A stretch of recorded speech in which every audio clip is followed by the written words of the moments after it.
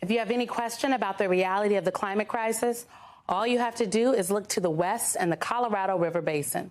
The Colorado River and its tributaries support $1.4 trillion in economic activity annually and serve some 40 million people across the Southwest, including some of the fastest growing metro areas in the country. But for the past 23 years, the area has been going through a drought, a mega drought, the driest the region has seen in over 1,000 years. To get a sense of it, take a look at the water levels in the man-made reservoir of Lake Mead. Reservoirs like Lake Mead are key to survival in the region and provide hydroelectric power for homes and businesses. This graphic tracks the water level in Lake Mead. The far left is the level in 1937, when the reservoir was still being filled. And you can see the sharp drop since 2000, where levels were recorded this July at 1,040 feet. If levels reach 950 feet, the dam will no longer be able to produce power. In June, the Bureau of Reclamation issued a deadline for impacted states to come up with a water conservation plan by mid-August. Well, that deadline passed without an agreement, and the federal government could very well step in and impose its own cuts. Resource scarcity and competing claims over a limited water supply? It sounds like a bleak movie, but it is the reality that we are dealing with right now. Deborah Kroll joins me now. She is an environmental reporter at Arizona Central, and Luke Runyon is also with us. He's the managing editor at KUNC Radio and an NPR station in Colorado. Thank you both for being here. Deborah, I want to start with you, because I'm wondering if you can talk about what the leading factors are that triggered this crisis in the Colorado River Basin. Well, we've been in the 23rd year of a long-term drought. These droughts happen in the Southwest. There's been at least 3 100-year droughts in the last several thousand years. However, this particular drought has been exacerbated by global climate change. And you couple that with the fact that we have 40 million people dependent on the Colorado River for their water uses, and it's been basically headed this way for a long time. So, Luke, we know that the states were not able to come up with a plan of their own. So now the federal government could step in. Who exactly were the players at the table during negotiations? And are there any clues to what the federal government may do here?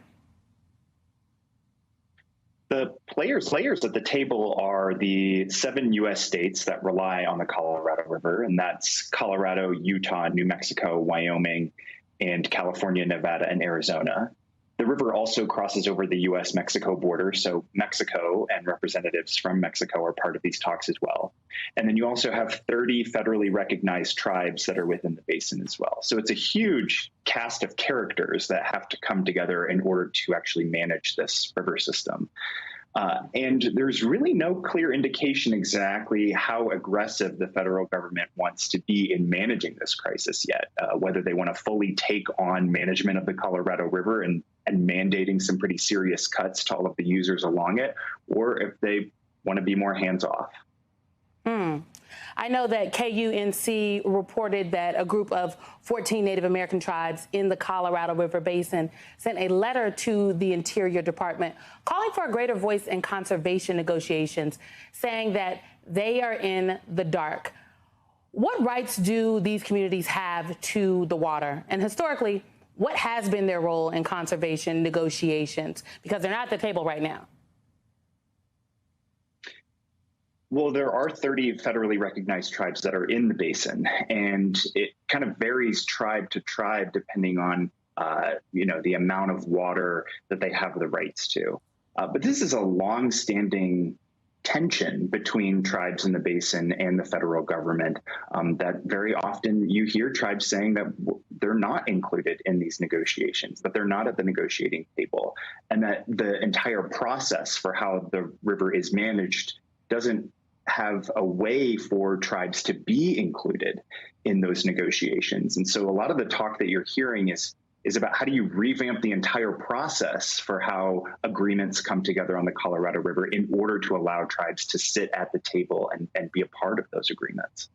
Yeah, and I'd like to jump in here too, because I am an Indigenous Affairs reporter. There's tribes historically, according to the law of the river, are supposed to have senior water rights. And there's been, going clear back to the 1905 Winters Doctrine, that said that tribes are entitled to enough water to maintain to fulfill the purpose of their reservations, and also to be able to farm, which is what the federal government's original intent for creating reservations were. In the last few years, tribes have increasingly exercised those rights. For instance, tribes have insisted upon, and they are finally starting to have a voice in banegotiations. But as you heard Luke say, it's one step forward and then a step back, and then another 2 steps forward and a step back. Recently, we've had several tribes that have been participating in some of these voluntary programs that was established. For instance, the 500 plus plan, where tribes some tribes had agreed to leave part of their water in Lake Mead to be able to stabilize the lake.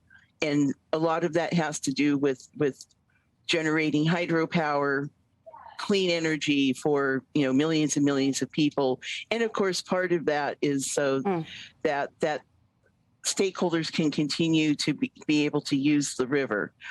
The Gila River Indian community, after Bureau of Reclamation and Department of Interior made its announcement last Tuesday, decided to at least for now pull out of that agreement, and we published a story on that this morning.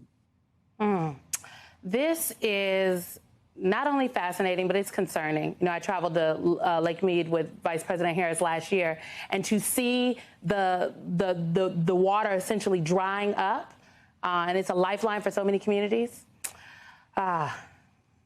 Something to watch. Deborah Kroll, Luke Runyon, thank you very much.